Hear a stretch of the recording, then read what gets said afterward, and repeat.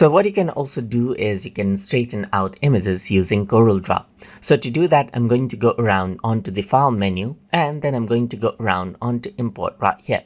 So once I do that, you can see that I got some images right here. And let's say I want to utilize this image to straighten that out. So let's just go ahead and import and click and drag, and you can see this image right here.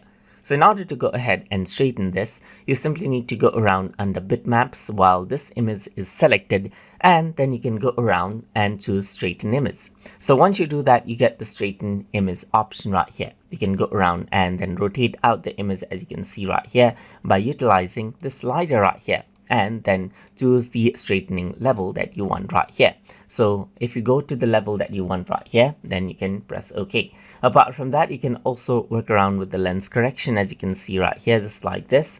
Over here, the distortion effect, if there is any right here, and you can change around the vertical perspective right here, just like this as well. So you can change around the image according to how you want, and change around the horizontal perspective as well, just like this.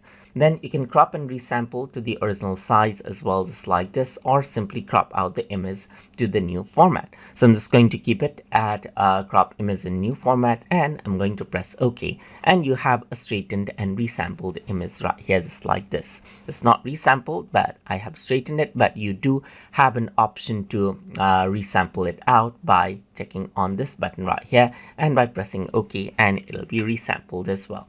So that is how you can go ahead and then straighten out images using Corel Draw. So hope you guys learned something as always.